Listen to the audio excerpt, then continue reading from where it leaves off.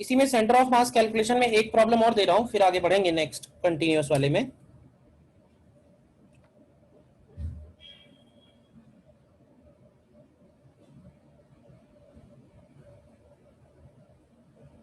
Suppose एक solid hemisphere है और उस सॉलिड हेमीस्फीयर से हम लोगों ने एक सॉलिड कोन कट करके रिमूव कर दिया है। ठीक है, क्वेश्चन है a solid cone is removed from a solid hemisphere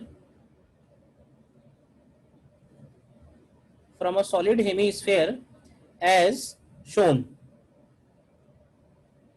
Find center of mass of remaining portion. निकालोगे इसको?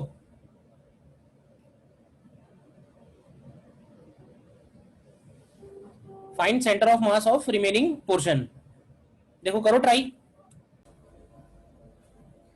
देखो इसको भी करना ठीक वैसे ही है। हम लोग इधर की तरफ ले लेते हैं एक्स एक्सिस और इधर की तरफ ले लेते हैं वाई एक्सिस। तो तुम ध्यान से देखोगे तो इस केस में हमको सिर्फ YCM निकालने की जरूरत पड़ेगी। क्यों? इस केस में सिर्फ YCM कैलकुलेट करना पड़ेगा क्योंकि जो Y एक्सिस है वो हम लोगों ने सिमेट्रिक लाइन के अलोंग ली हुई है। ठीक, तो अब इसमें देखो करना वही है, YCM इक्वल टू लिखेंगे तो ये हो जाएगा M1Y1 minus M2Y2 upon M1 minus M2। अब ध्यान से देखना यहाँ पे वैल्यूज क्या क्या रखेंगे। तो देखो M1 यानी कि कंप्लीट हेमीस्फीयर, तो कंप्लीट हेमीस्फीयर का मास लिख सकते हैं रो इनटू उसका वॉल्यूम, तो उसका वॉल्यूम होगा 2/3 पाई आर क्यूब, और Y1 की जगह उसका सेंटर ऑफ मास यानी 3r/8 माइनस M2 की जगह यानी कोन का मास हो जाएगा रो इनटू कोन का वॉल्यूम, ये हो जाएगा 1/3 पाई आर स्क्वायर एच करेंगे तो पाई आर क्यूब हो जाएगा। और कोन का सेंटर ऑफ मास, तो कोन सॉलिड कोन का सेंटर ऑफ मास कहाँ होता है? r/4 divided by M1 minus M2, M1 minus M2। देखो तो ये सॉल्व करके r/2 आ जा रहा है। कर लिया सभी ने? बताइए ये वाला मेथड क्लियर है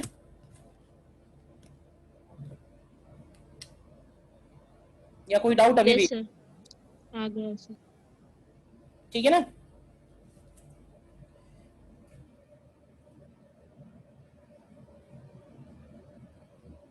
इसके बाद हम इसमें कुछ क्वेश्चंस ऐसे करते हैं।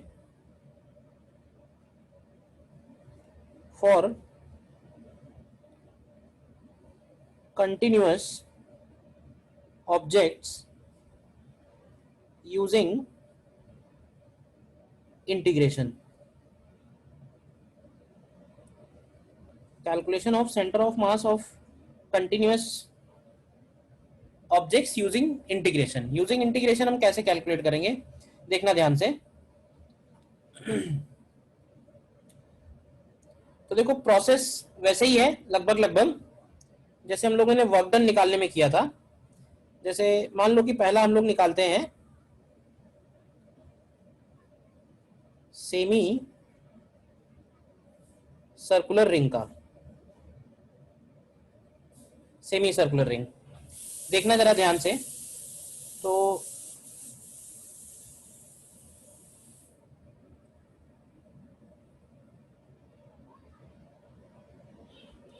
सपोज इस तरह से हमें किए,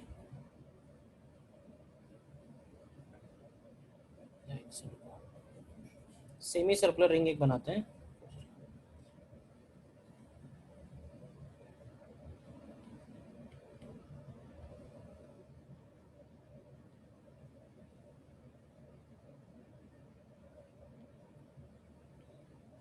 ठीक है, और मास ले लो या लैम्डा ले लो, एक ही बात है। ठीक है ना।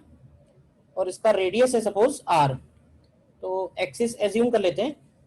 ध्यान से देखो, एक एक्सिस ये हो गई x एक्सिस और एक एक्सिस ये हो गई y एक्सिस। अच्छा, एक्सिस हम ऐसे लेते हैं जिसमें से एक एक्सिस जो है वो सिमेट्रिक लाइन के अलोंग हो जाए। तो देखो, एक एक्सिस सिमेट्रिक लाइन के अलोंग होने से क्या फायदा होगा कि हमें एक ही कोऑर्डिनेट कैलकुलेट करना पड़ेगा। जैसे इस डायग्राम में भी अगर तुम ध्यान से देखो, तुमको ये बात तो पक्की है ना कि इसका जो भी सेंटर ऑफ मास पड़ेगा वो इसके एंगल बाइसेक्टर पे ही पड़ेगा। तो हमने एक एक्सिस उसी के अलोंग ले लिया है, जिससे हमको सिर्फ वाई सी एम निकालना है, एक्स सी एम की वैल्यू 0 होगी। ये क्लियर है इतनी बात? ठीक है। इसके बाद हमको क्या करना है, इसके बाद हमें इस ऑब्जेक्ट को इनफाइनाइट पार्ट्स में डिवाइड करना है, पॉइंट मासेस में, जिसमें से हम हर एक पार्ट को डिफरेंशियल मास बोलेंगे डीएम। तो उसमें से हम एक जनरल मास कैलकुलेट करते हैं, जनरल मास सेलेक्ट करते हैं।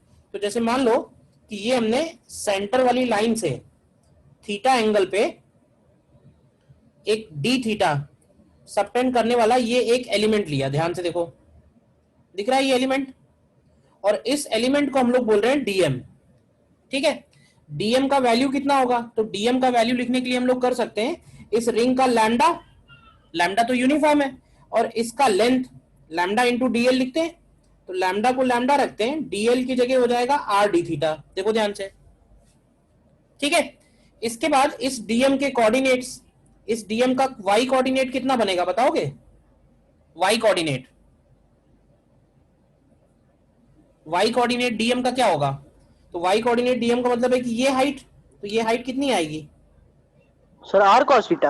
आर कॉस थीटा आएगी। तो ये वाई कोऑर्डिनेट हो गया। ठीक है।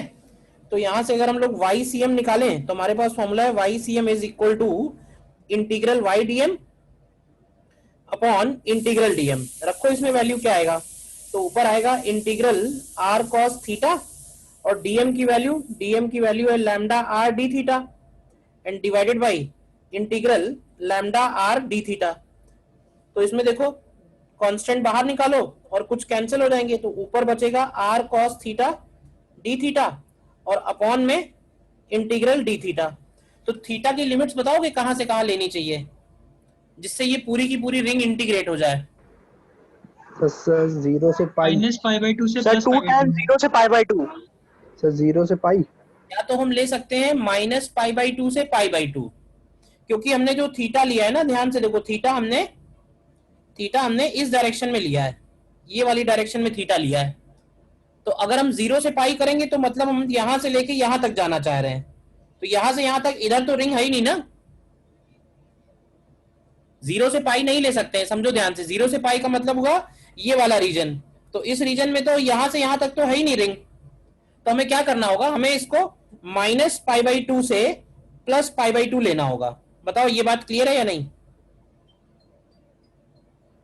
सर मतलब सर 0 से π/2 2 बार कर सकते हैं ना, मतलब सर? तो इस इवन फंक्शन है, 2 टाइम्स कर दो, तो लिमिट्स इसकी हो जाएंगी, लिमिट्स इसकी बनेंगी देखो, -π/2 से +π/2, -π/2 से +π/2, इंटीग्रेट करो क्या आएगा, तो यहां से तुम्हें YCM की वैल्यू 2r/π मिल जाएगी।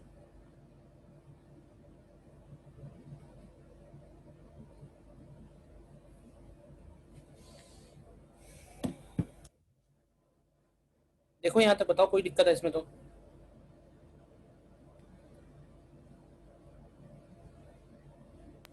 सर आपने थीटा जैसे राइट हैंड साइड में लिया, हम लोग लेफ्ट हैंड साइड में भी ले सकते हैं।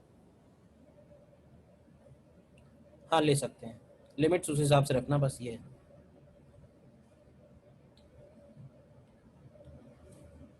क्लियर है? सेकंड देखो, सेकंड लेते हैं semi circular disc, semi circular disc.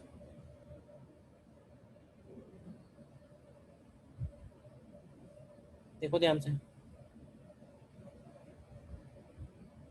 तो मान लेते हैं कि ये एक सेमी सर्कुलर डिस्क है।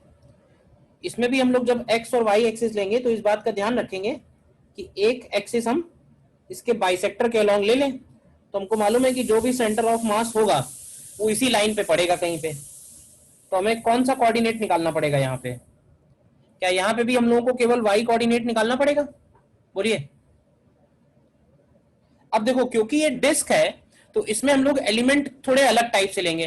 देखो एलिमेंट लेने का मतलब ये होता है कि हम उस ऑब्जेक्ट को इनफाइनाइट पार्ट्स में डिवाइड करने वाले हैं, ठीक है। अच्छा, वो जो इनफाइनाइट पार्ट्स होने चाहिए वो इस तरह से होने चाहिए कि वो इनफाइनाइट पार्ट्स का जो शेप है वो सेम होना चाहिए। साइज भले ही सेम ना हो, बस शेप एक जैसा होना चाहिए। और उन इनफाइनाइट पार्ट्स का हमको सेंटर ऑफ मास भी पता होना चाहिए। तो जैसे रिंग में ध्यान से देखो, रिंग में हम लोगों ने पॉइंट मास में डिवाइड किया, मतलब इसको ऐसे बोलता हूं मैं कि इस रिंग को हमने इनफाइनाइट पार्ट्स में कट किया, जिसमें से हर एक पार्ट जो है एक पॉइंट मास बन के आया। लेकिन इस डिस्क के केस में जब हम लोग इसको कट करेंगे तो हम इस पे जो कट लगाएंगे वो इस तरह से लगाएंगे, समझो ध्यान से, जिससे कि हर एक एलिमेंट किस शेप का निकल के आएगा बताओगे? हर एक सेमी सर्कुलर रिंग। एक निकल के आएगा सेमी सर्कुलर रिंग। तो ध्यान से देखो, ये जो मैंने कट लगाए हैं इनसे जो ऑब्जेक्ट्स निकल के आ रहे हैं इनके शेप सेम है कि नहीं है? शेप सेम होना चाहिए, साइज भले ही कम ज्यादा हो। कट करने में यही ध्यान रखना है कि जो एलिमेंट्स लेंगे उन एलिमेंट्स का शेप सेम होना चाहिए। ऐसा ना हो कुछ सर्कुलर है, कुछ स्क्वायर है, कुछ रेक्टेंगल है, एक जैसे होने चाहिए, ठीक है। तो इन इनफाइनाइट में से हम लोग कोई एक कंसीडर करते हैं और मान लेते हैं कि वो जो हमने कंसीडर किया है एलिमेंट वो r रेडियस का रिंग है।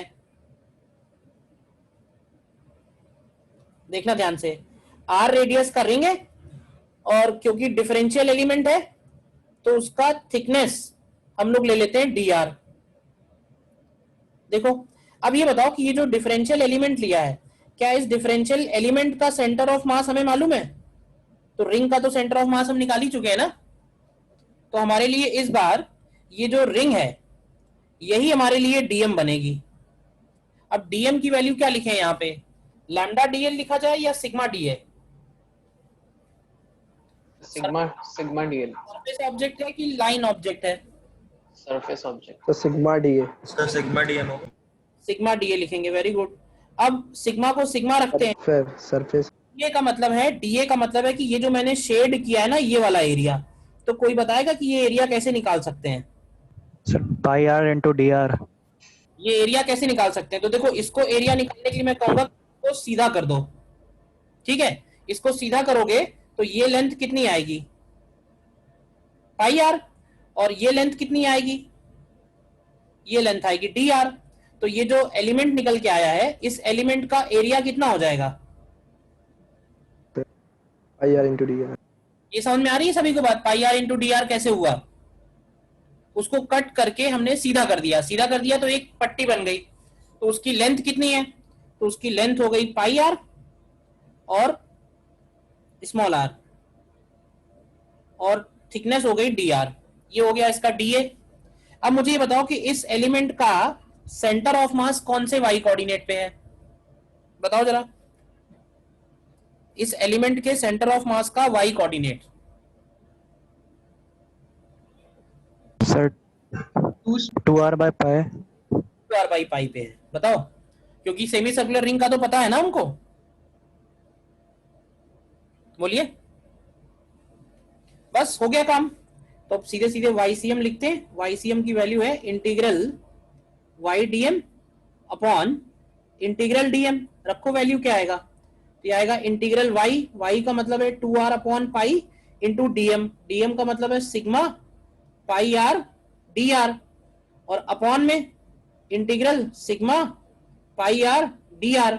इसको जरा इंटीग्रेट करो। आर की लिमिट्स कहां से कहां जानी चाहिए? स्मॉल आर की लिमिट्स 0 से r जानी चाहिए सर। 0 से कैपिटल आर। सॉल्व करो इसको, क्या आता है देखो, और कोई डाउट है तो बताओ। तो ये 4r अपॉन 3 पाई आना चाहिए। जिस स्टेप में डाउट है वो बताओ।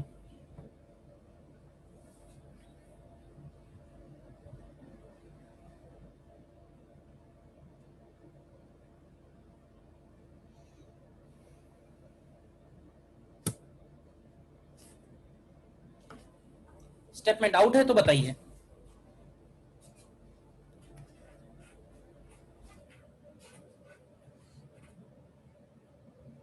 सबसे पहले उसको इनफाइनाइट पार्ट्स में डिवाइड किया है, फिर उसमें से हमने एक एलिमेंट लिया है जिसको हम लोग बोल रहे हैं डिफरेंशियल एलिमेंट, उसका निकाला है हम लोगों ने डीएम मास। मास निकालने के लिए सिग्मा डीए यूज किया है क्योंकि ये सरफेस ऑब्जेक्ट है, डीए का वैल्यू लिखा।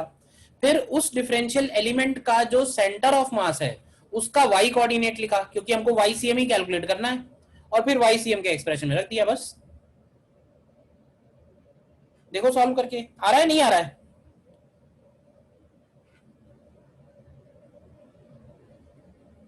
क्यों भाई?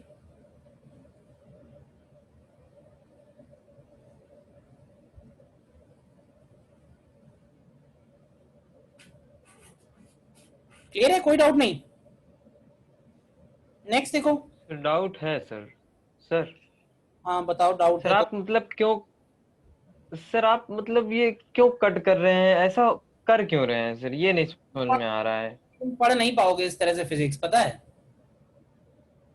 तुम पढ़ नहीं पाओगे इस तरह से फिजिक्स, तुम हर चीज में टांग अड़ाओगे ना बेटा, पढ़ नहीं पाओगे ना, मैं पढ़ा पाऊंगा। क्यों कर रहे हैं, क्यों पढ़ रहे हो भाई? तुम्हारे पास कुछ नया तरीका है तो बताओ, और नया तरीका नहीं है तो जो मैं बता रहा हूं उसको सुनो, फॉलो करो, दिमाग उतना ही लगाओ जितना दिया भगवान ने।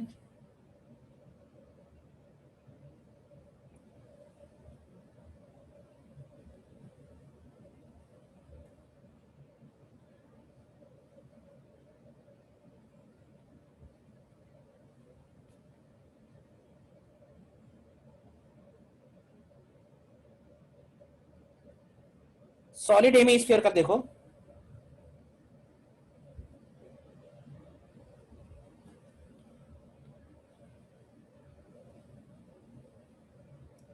सॉलिड हेमिस्फीयर का अगर हमें निकालना है तो फिर से हम एक्स एक्सिस और वाई एक्सिस इसी तरह से लेंगे, ठीक है? डेंसिटी इसका हम रो ले लेते हैं और रेडियस इसका आर। तो जरा बताओ कि इसमें हम एलिमेंट कैसा ले सकते हैं, डिफरेंशियल एलिमेंट? शेल लेंगे sir, hollow shell. Infinite, hollow hemisphere. अब इसमें हॉलो हेमिस्फीयर भी ले सकते हैं, लेकिन हॉलो हेमिस्फीयर का तो हमने निकाला नहीं है, तो कुछ और बताओ।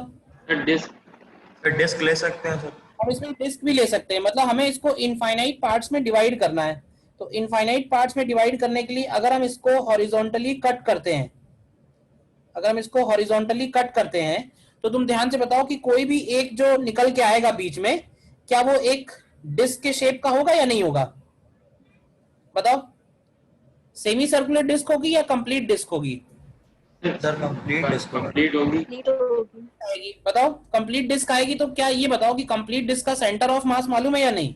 क्योंकि हम एलिमेंट वैसे ही लेना चाहेंगे जिनका सेंटर ऑफ मास हमें मालूम है। तो कंप्लीट डिस्क का मालूम ही है कि कंप्लीट डिस्क का सेंटर पे होगा, क्यों भाई? सर कंप्लीट रिंग जैसा आएगा सर, कंप्लीट डिस्क तो उसके अंदर होना चाहिए। सॉलिड है, सॉलिड है, सोचो थोड़ा ध्यान से, सॉलिड है वो। सॉलिड को अगर तुम कट कर रहे हो तो जो एलिमेंट निकलेंगे वो डिस्क निकलेंगे। यस सर, यस सर, नहीं समझ में आया? आ गया सर। ठीक, मान लेते हैं कि हमने आर डिस्टेंस पे, ध्यान से देखना, आर नहीं वाई लेते हैं, वाई डिस्टेंस पे एक डी वाई थिकनेस का एक एलिमेंट लिया है, ध्यान से देखो, और ये है हमारा डिफरेंशियल एलिमेंट, ठीक है? डिफरेंशियल एलिमेंट का हमें चाहिए डीएम। अब मुझे बताओ डीएम कैसे लिखेंगे, डीएम की वैल्यू क्या लिखनी चाहिए? लीनियर ऑब्जेक्ट है, सरफेस ऑब्जेक्ट है, या वॉल्यूम? रो डीवी। ये बनेगा रो इंटू डीवी। अच्छा, रो को रो रखते हैं। अब मुझे बताओ कि ये जो डिस्क है इसका वॉल्यूम कैसे निकाल सकते हैं? Pi r square into d r से। अगर हम, आर स्क्वायर डिवाइड, हाँ, अगर हम इसका रेडियस निकाल पाए, ध्यान से देखना, तो हम इसका एरिया इंटू डी वाई कर सकते हैं या नहीं? ये जो डिस्क है ये इस तरह से डिस्क है, तो इस डिस्क का रेडियस हम लोग ले रहे हैं आर और इसकी थिकनेस ले रहे हैं डी वाई, थिकनेस ले रहे हैं इसकी डी वाई, ठीक है? तो यहां से डीवी की वैल्यू अगर हम लोग निकालेंगे तो ये बनेगा pi r square into d y. लिख सकते हैं? बताओ इसी स्टेप में डाउट है तो।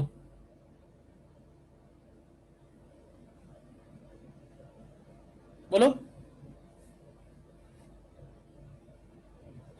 ठीक है, अब हमें चाहिए कि ये जो डिस्क है इसका जो सेंटर ऑफ मास है उसका वाई कोऑर्डिनेट क्या है। क्यों भाई, तो हम लोग बोल सकते हैं कि इस डिस्क का जो खुद का सेंटर है वही इसका सेंटर ऑफ मास है, क्योंकि कंप्लीट डिस्क है। तो इसका सेंटर इस ओरिजिन के हिसाब से कौन से वाई कोऑर्डिनेट पे है, तो देखो उसको तो हमने वाई लिखा है, तो वाई की वैल्यू वाई हो गई। बताओ क्लियर है यहां तक। तो बस इसके बाद वाई सी एम निकालना है। वाई सी एम की वैल्यू फिर से integral y d m upon integral d m, तो ये हो जाएगा इंटीग्रल वाई डी एम की वैल्यू रखो, ये हो जाएगा rho pi square d y upon integral rho pi square d y. लेकिन अब तुम देखोगे ध्यान से तो इसमें आर तो हमको पता नहीं है, तो क्या किया जाए, स्मॉल आर निकाल सकते हैं क्या वाई के टर्म्स में। बताओ कहीं कुछ दिख रहा है। y square plus sir capital under root capital r square, ये तीनों में तुम्हें पाइथागोरस लग जाएगा ना। Under root capital r square minus y square हो जाएगा। ओके, स्मॉल आर की वैल्यू हो गई under root of capital r square minus y square. रखो इसमें और सॉल्व करो जरा, बताओ क्या आता है। वाई की लिमिट्स क्या लेंगे, तो ये हो जाएगा integral y r square minus y square into d y divided by r square minus y square into d y. Y की लिमिट्स क्या ले बताओ। 0 से R। सर जीरो से आर होगी। रखो जरा सॉल्व करो, ये वाई सी एम निकालो, करके देख लो 3r/8 आना चाहिए। कंप्लीट कर लो, मैं वेट कर रहा हूं। हाँ कैलकुलेट हो रहा है, बोलो। तो ये एक नेक्स्ट है, ये तुम अपने आप निकाल के देखो। सॉलिड कोन के लिए सेंटर ऑफ मास की लोकेशन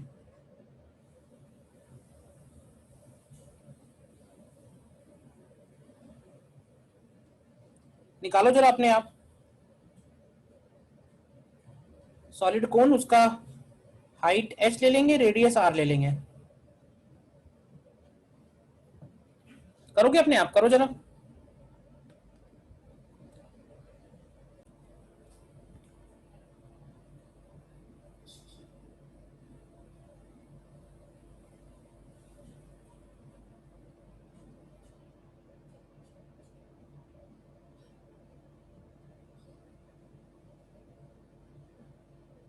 एलिमेंट इसमें कैसे लिए जाएं। सर पिछली बार जैसे। डिस्क ही आएंगे सर। हाँ, इसमें भी अगर हम इस तरह से हॉरिजॉन्टल कट लगाएंगे तो यहाँ भी जो एलिमेंट होंगे वो डिस्क निकल के आएंगे, और हमें डिस्क का सेंटर ऑफ मास मालूम भी है।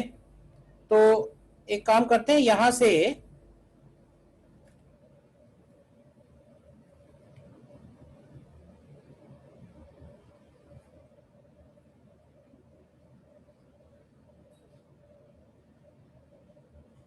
थ्री h/4 पे आएगा क्या।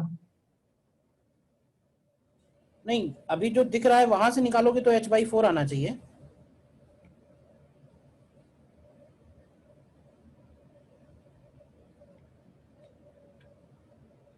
यहां से y हाइट पे हम एक एलिमेंट लेते हैं, और ये एलिमेंट डिफरेंशियल डिस्क बनेगा जिसका थिकनेस होगा dy, लेकिन इसका रेडियस r हमको नहीं मालूम है। तो इसका रेडियस r निकालने के लिए हमारे पास क्या अवेलेबल है, क्या कर सकते हैं। सर दो ट्रायंगल है, वही सिमेट्रिक। ट्रायंगल से सिमिलैरिटी लगा सकते हैं, करेक्ट। Yes sir. तो ये काम एक्स्ट्रा हो गया, यूजिंग ट्रायंगल सिमिलैरिटी। करो आप लोग अपने आप, दिया करने के लिए। Sir r is equals to h minus y upon h into capital R। r upon h minus y is equal to capital R upon h। तो स्मॉल r की वैल्यू हो गई capital R h minus y upon h। ठीक है ना। इसके बाद ये हो गया dm की वैल्यू लिखेंगे रो dv, और dv की वैल्यू पहले की तरह pi r square into d y, और इसका y coordinate centre of mass का वाई बनेगा, तो यहाँ से वाई सी एम जब लिखेंगे तो ये बनेगा integral y d m upon integral d m, integral y d m upon integral d m equal to y की वैल्यू वाई रख दो, रखो बाकी, तो ये rho pi r square into d y upon integral rho pi r square d y, y की limits 0 से h, 0 से h, तो ये वाला फंक्शन अगर सॉल्व करोगे तो ये h/4 आना चाहिए। यस सर आ रहा है। ठीक है ना। तो देखो इंटीग्रेशन मेथड जो है ये एलिमेंट मेथड, ये हमको कई चीजें निकालने में हेल्प करेगा पूरे के पूरे फिजिक्स में, बोलो। और थोड़ा बहुत तो पहले भी निकाला ही होगा ना, कि नहीं निकाला हुआ है? Using integration electric field, magnetic field, कुछ कैलकुलेट किया आज तक या नहीं किया है? यस सर किया। करा है। मेथड में बस ये है कि जो प्रोसेस है ना वो सेम रहेगा, क्वांटिटी बदलती रहेगी। कहने का मतलब है कि ये जो लास्ट स्टेप है मोस्टली ये चेंज होगा, बाकी सारा काम हो सकता है कि जब हम इसका मोमेंट ऑफ इनर्शिया निकालें तो ये काम यही करना पड़ेगा। फिर हो सकता है इलेक्ट्रोस्टैटिक्स में फील्ड निकालें, पोटेंशियल निकालें, तो उसके लिए ये काम कॉमन रहेगा, इतना काम। बस ये लास्ट वाले स्टेप में जो फॉर्मूला लगा रहे हैं वो चेंज होता जाएगा। तो इसलिए मेथड तुम एक बार समझ लो, ठीक है ना, ठीक से, पूरे फिजिक्स में यूज होगा ये।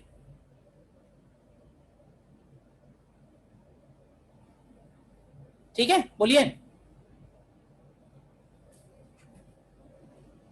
और चलो निकालो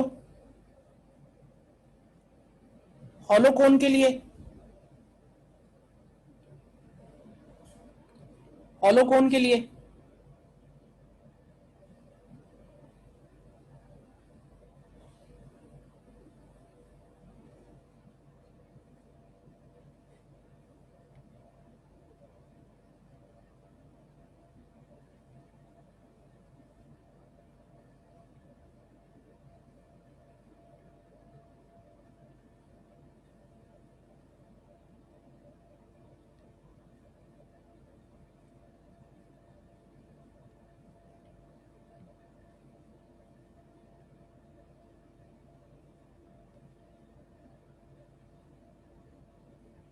हॉलो कोन के लिए निकालिए। मान लेते हैं इस बार हम इधर x ले लेते हैं, इधर y ले लेते हैं। कोन वैसे ही है, हाइट h है, रेडियस r है। करिए ट्राई। देखो इस केस में क्या होगा, अगर तुम कैलकुलेट कर रहे हो और नहीं आ रहा है तो एक मिस्टेक है जो इस केस में हो जाती है, और वो ये कि जब हम यहां पे एलिमेंट लेंगे ना इस केस में, तो इस केस में एलिमेंट हम इसके सरफेस के अलोंग लेंगे। मतलब हम L लेंथ पे DL थिकनेस का एक एलिमेंट लेंगे, और ये जो DL थिकनेस का एलिमेंट आएगा ये एक रिंग निकल के आएगा। बताओ पहले तो ये बात समझ में आती है नहीं?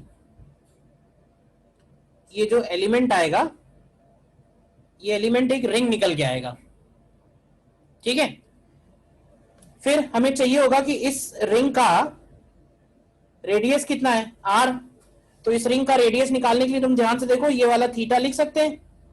तो अगर इस रिंग का रेडियस निकालोगे तो ये बन जाएगा r is equal to L sine theta, और इस रिंग को हम लोग डिफरेंशियल एलिमेंट बोल रहे हैं, तो इसका dm बनेगा सिग्मा इंटू डी, क्योंकि ये वॉल्यूम ऑब्जेक्ट नहीं है, ये सरफेस ऑब्जेक्ट है।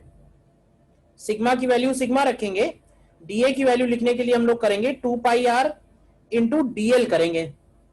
आर की वैल्यू लिखेंगे तो ये होगा 2 पाई सिग्मा, तो ये हो जाएगा L sine theta into DL.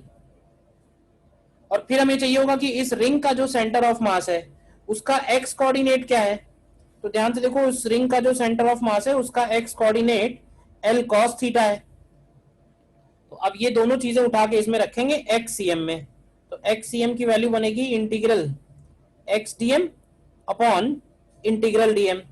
रखो क्या आएगी, तो एक्स की जगह एल कॉस थीटा, डीएम की जगह 2 pi sigma L sine theta into dl and divided by integration of 2 pi sigma l sin theta into dl। देखो इंटीग्रेशन सिर्फ एल डी एल का है, यानी थीटा सब बाहर आ जाएंगे, तो थीटा बाहर आने के बाद कैंसिल भी हो जाएंगे, तो देखो क्या बचेगा इसमें, ऊपर देखो क्या बचेगा, ऊपर कॉस थीटा बचेगा और इंटीग्रेशन के अंदर आएगा l square d l, check करो, अपॉन नीचे देखोगे तो इंटीग्रल एल डी एल आएगा, साइन थीटा और 2 पाई सिग्मा ये सब कैंसिल हो जाएगा। अब एल की लिमिट्स बताओगे कहां से कहां तक पढ़ेंगे, तो एल की लिमिट्स ध्यान से देखो तो हम लोग रखेंगे 0 से लेके कैपिटल एल तक, 0 से लेके कैपिटल एल तक। हम मान लेते हैं कि कैपिटल एल उसकी स्लांट लेंथ है, तो ये देखो कितना आएगा, तो ये आएगा कॉस थीटा को कॉस थीटा रखो अभी, और ऊपर क्या बचेगा, ऊपर इंटीग्रेशन में आएगा एल क्यूब बाई 3 और नीचे इंटीग्रेशन में आएगा एल स्क्वायर बाई 2, तो ध्यान से देखो ये आएगा 2l/3 इंटू कॉस थीटा।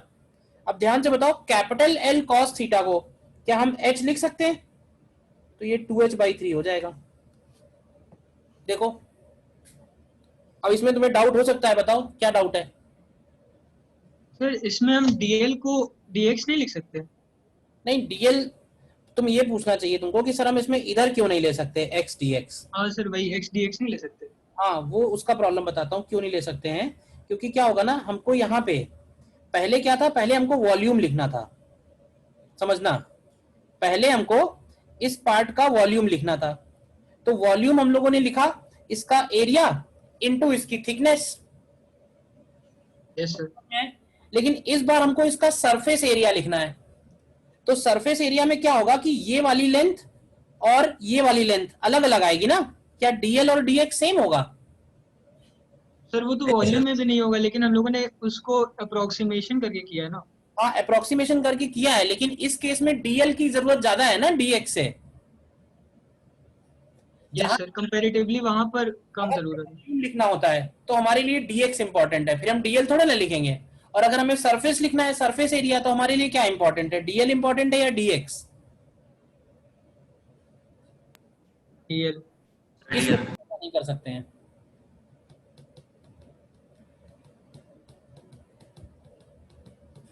ठीक है बोलिए। तो ये बात याद रखना, जब भी हम हॉलो कोन को इंटीग्रेट कर रहे हैं एलिमेंट सरफेस के अलोंग ही लेना, मतलब ये जो x dx लिया हुआ है इसको सरफेस के अलोंग लेना। क्लियर है, बताइए।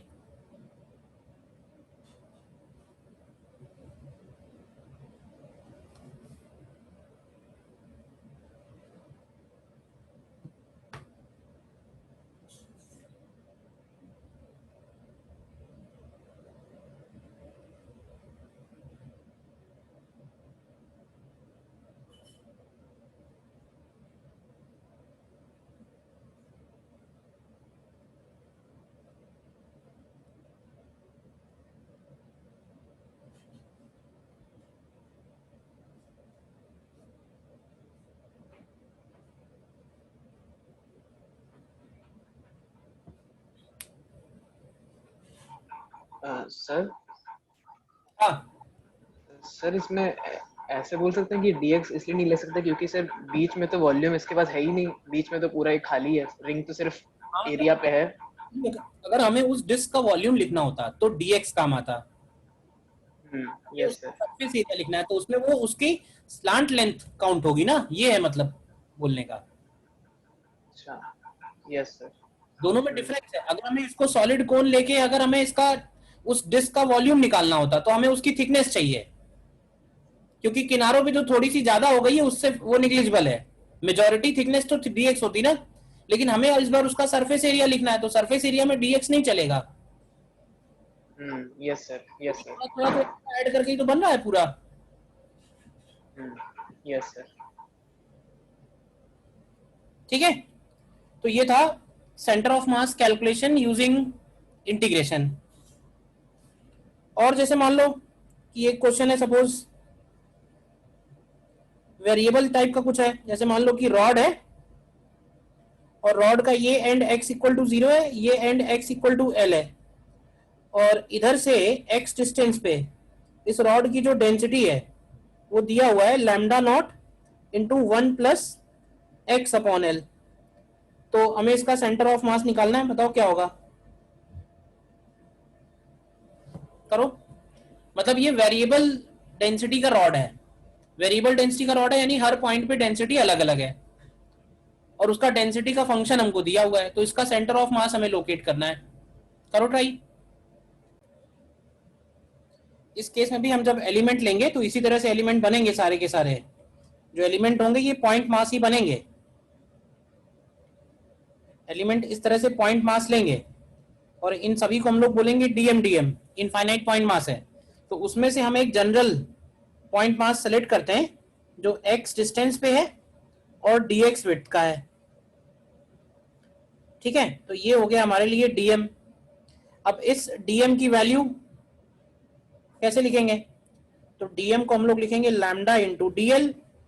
लैम्डा की वैल्यू है lambda naught into 1 plus x upon l और dl की जगह जाएगा dx। देखो, और इस dm का सेंटर ऑफ मास कौन से कोऑर्डिनेट पे है, तो ये dm जहां है वहां वही सेंटर ऑफ मास है, तो x इक्वल टू x हो गया। तो xcm की वैल्यू क्या आ जाएगी, xcm हो जाएगा integral x dm upon integral dm, रख दो यहाँ पे। तो x की जगह x आएगा और dm की जगह lambda naught 1 plus x upon l into dx, integral lambda naught into 1 plus x upon l dx। तो इसको इंटीग्रेट कर देंगे 0 से कैपिटल L, 0 से कैपिटल L। तो ये देखो 5l/9 बता रहे हैं, आ रहा है यही? Yes sir, yes sir. ठीक है। तो this is all about calculation of centre of मास, जो फर्स्ट पार्ट है सेंटर ऑफ मास चैप्टर का।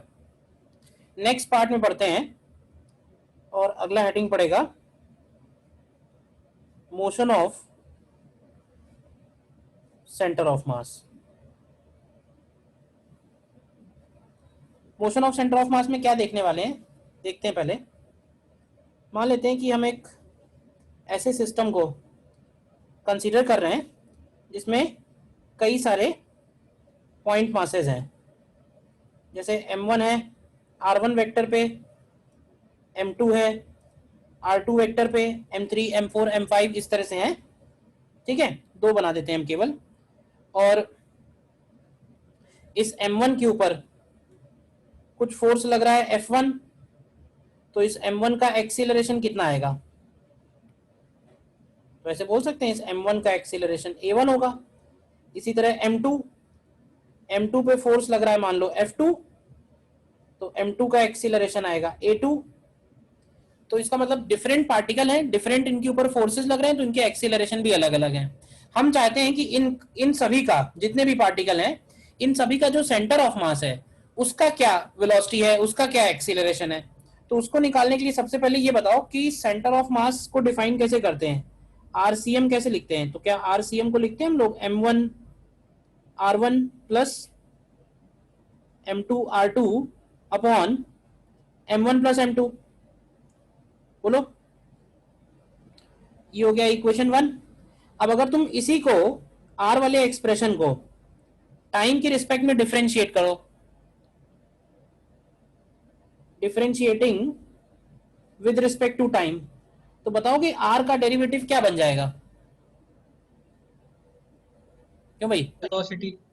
क्या आरसीएम का डिफरेंशिएशन वीसीएम बन जाएगा, तो वीसीएम की वैल्यू आ जाएगी m1 v1 plus m2 v2 upon m1 plus m2। बोलिए इक्वेशन 2 कैसे निकला, कोई डाउट तो नहीं है। और अगर हम इसको फिर से डिफरेंशिएट करें, फिर से एक बार डिफरेंशिएट, ACM तो क्या बन जाएगा, तो क्या यही एक्सप्रेशन एसीएम का बन जाएगा, आ जाएगा m1 a1 plus m2 a2 upon m1 plus m2।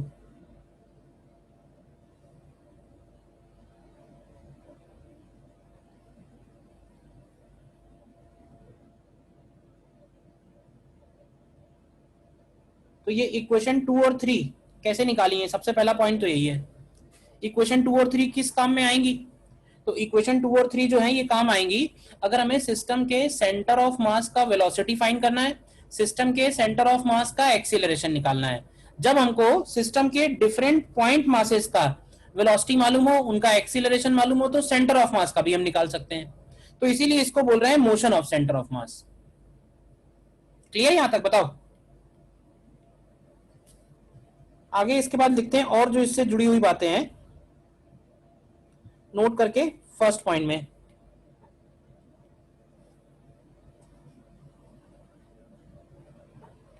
Note करके फर्स्ट पॉइंट में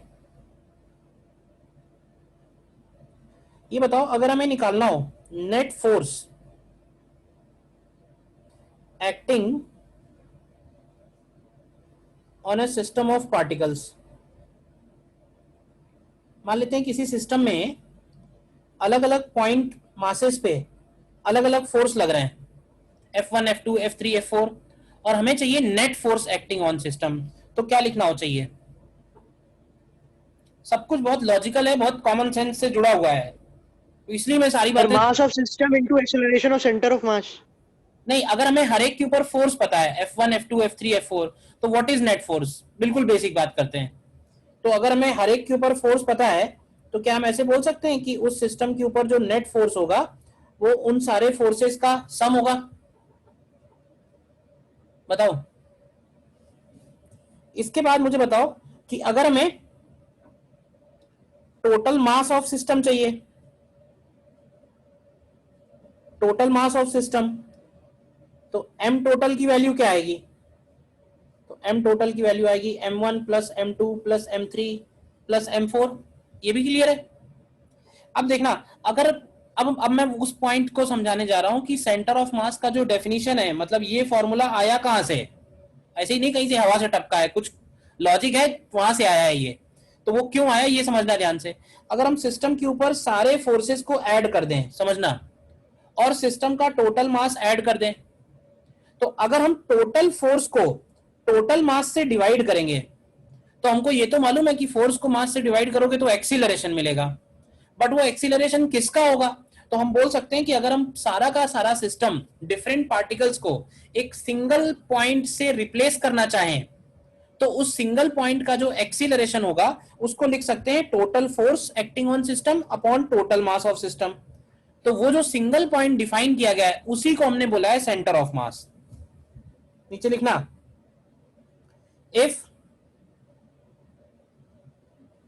if we replace complete system with a point mass m total, then acceleration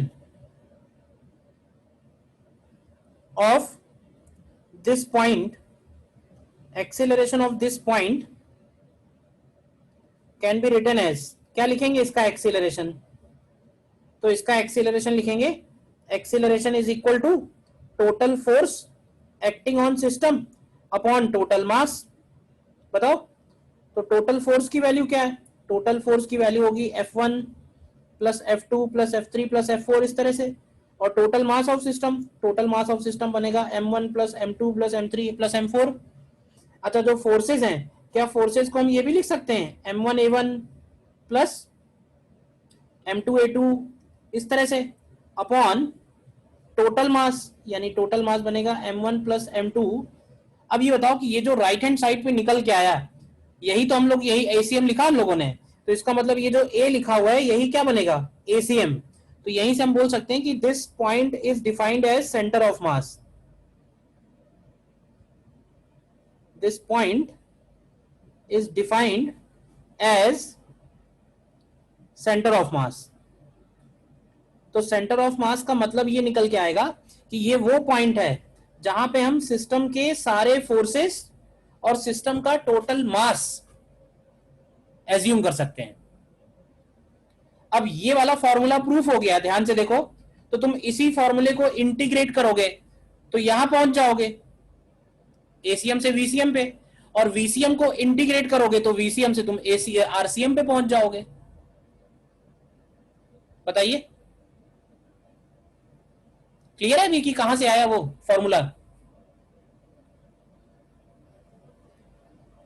system के ऊपर लगने वाले सारे फोर्सेस और सिस्टम का टोटल मास अगर हम एक ही पॉइंट पे मान लें तो वो जो पॉइंट है उस पॉइंट को बोलते हैं सेंटर ऑफ मास। ये डेफिनेशन हो गई। बोलिए क्लियर यहां तक या नहीं? कोई डाउट बताइए।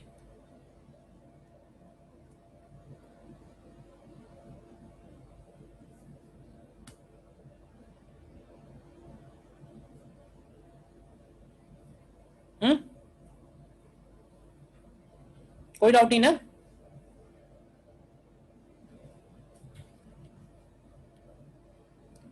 Then second point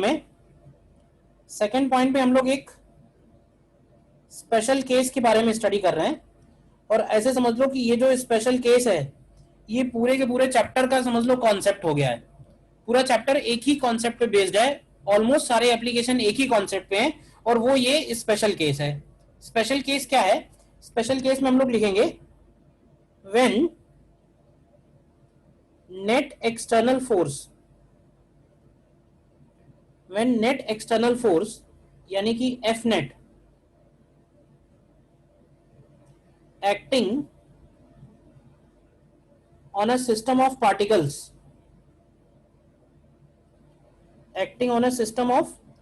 particles is zero.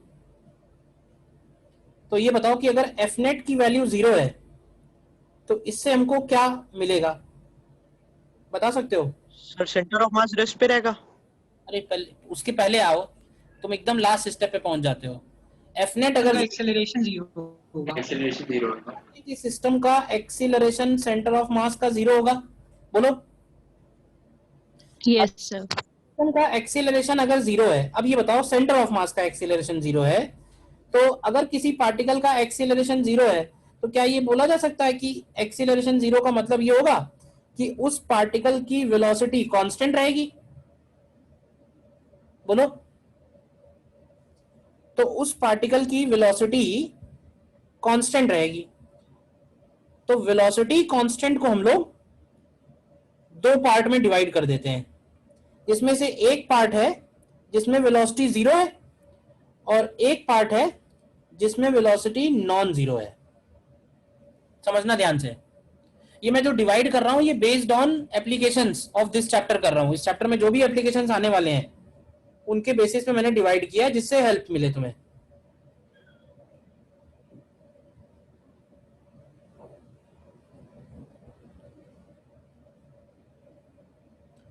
बताओ अभी तक मैंने जितना लिखा है उसमें कोई डाउट है तो?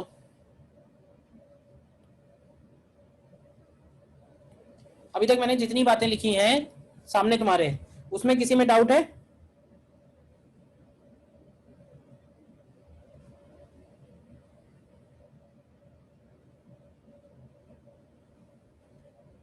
वीसीएम जीरो या वीसीएम नॉन जीरो, बट दोनों ही केस में वीसीएम जो है वो कांस्टेंट है। अब ये बताओ कि अगर वीसीएम जीरो है तो ऐसे बोल सकते हैं कि वीसीएम जीरो का मतलब ये हुआ कि displacement of centre of mass zero होगा।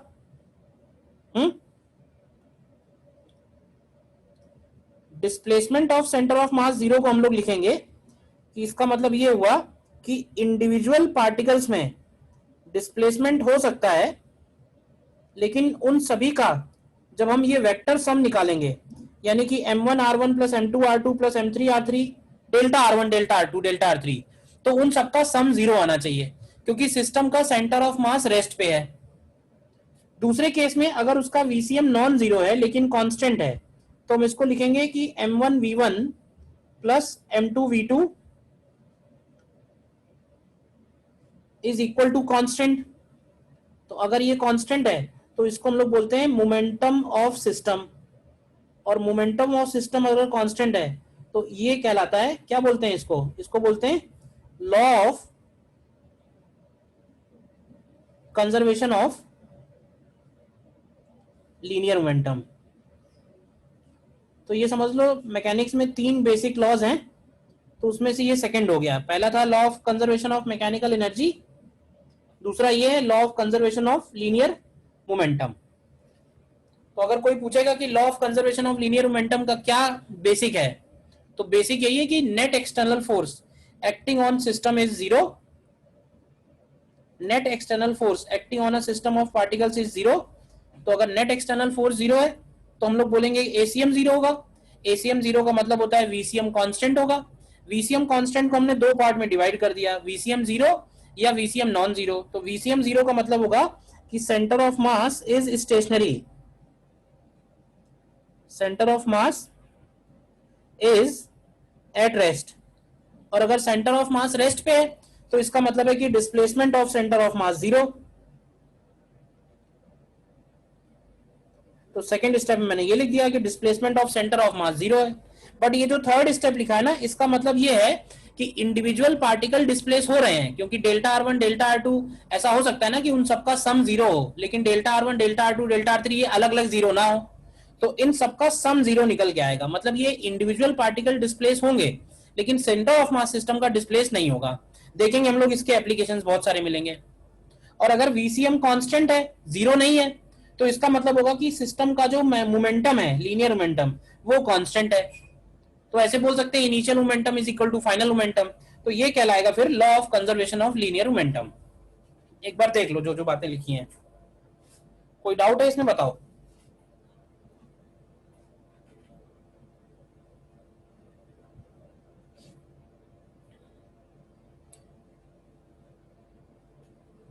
समझ लो पूरे चैप्टर का जेस्ट यही है, मतलब समरी यही है पूरे चैप्टर की। तो कोई भी डाउट है अभी इसमें, छोटा बड़ा, तो बताओ।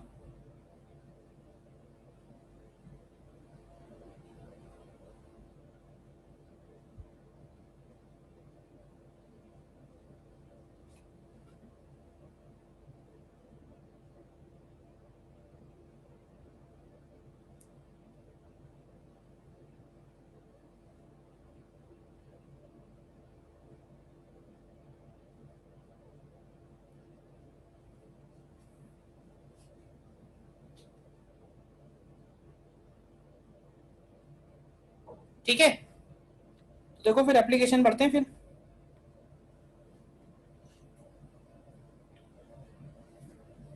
पहले एक सिंपल क्वेश्चन है वीसीएम एसीएम का, वो करो पहले। मान लेते हैं एक टावर है और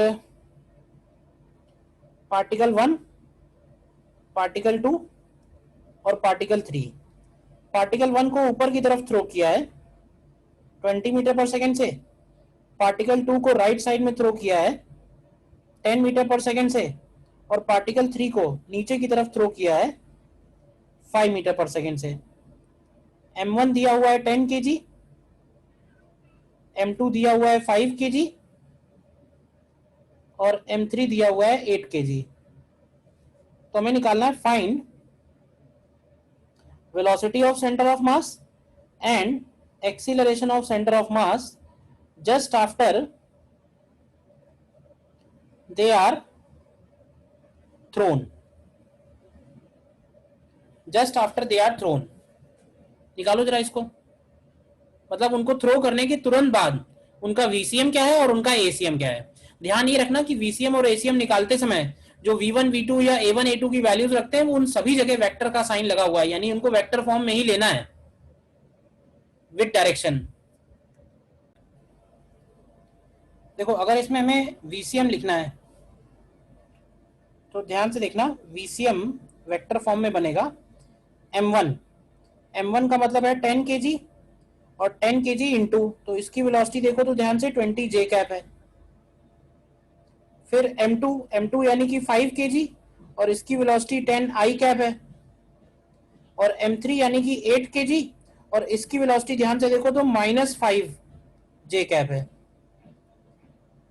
तो अपॉन 10 + 5 + 8, तो ये देखो कितना आएगा, तो ये आ रहा है 50 I कैप, क्यों भाई, और प्लस 160 J कैप अपॉन 23। आ रहा है ये? Yes sir. Yes sir. Yes sir. अच्छा, एसीएम निकालने के लिए एसीएम निकालने के लिए क्या करोगे? तो मुझे बताओ कि अलग अलग पार्टिकल के एक्सीलरेशन क्या है? m1 का प्लस जी है, m2 और m3 का माइनस जी है।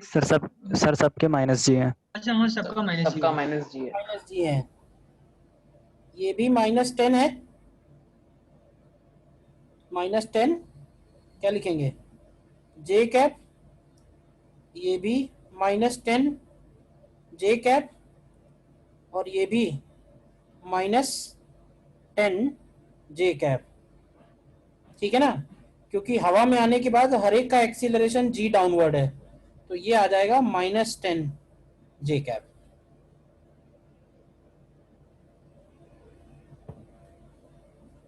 समझ में आया बात या नहीं? सर इसमें सर वेलोसिटी एच डायरेक्शन में वाई डायरेक्शन में अलग अलग निकाल के सर फाइनल कर सकते हैं ना? सर एच डायरेक्शन में वाई डायरेक्शन में अलग अलग निकाल के सर कर सकते हैं ना? वो तो बात तो एक ही है ना, अलग अलग करो या एक साथ करो, उससे क्या फर्क पड़ेगा?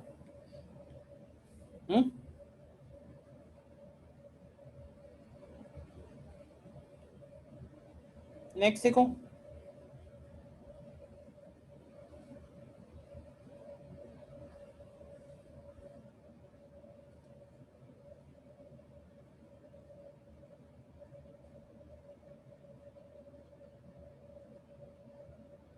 मान लो इसमें एक 2 kg है और एक 3 kg है।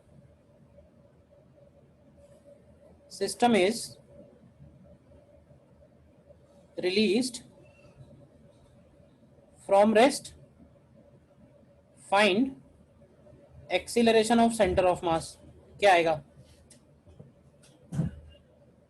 System is release from rest, निकालो इसमें find acceleration of centre of मास।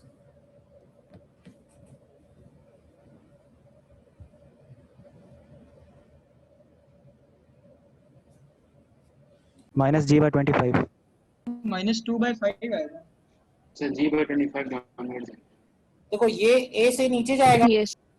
और ये ए से ऊपर जाएगा, इसमें कोई कंफ्यूजन नहीं। और ए की वैल्यू अगर हम लोग निकालें तो हम लोग निकाल सकते हैं m1 - m2 upon m1 + m2 Into 10. तो ये क्या 2 मीटर पर सेकंड स्क्वायर आएगा, बोलो। तो अगर हमें एसीएम लिखना है तो बस डायरेक्शन का ध्यान रखना है। जो 3 kg वाला ब्लॉक है वो -2 जे कैप है, और जो 2 kg वाला ब्लॉक है वो +2 जे कैप है, और अपॉन 2 + 3 यानी कि 5। तो ये कितना आएगा? -2/5 आएगा। Yes sir. क्या डाउट है? Yes sir, यही आ रहा है। देखो ये एक और करो जल्दी से, या नोट कर लो, क्लास है तुम्हारी तो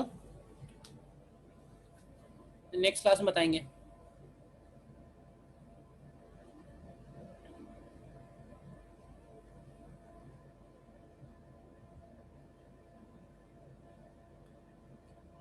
motion of centre of mass का बस जस्ट स्टार्ट ही हुआ है, समझ लो। पूरा का पूरा चैप्टर जो है इसी पे बेस्ड है, तो बहुत इंपॉर्टेंट एप्लीकेशंस है। फिर चलो नेक्स्ट क्लास में करेंगे इसके बाद।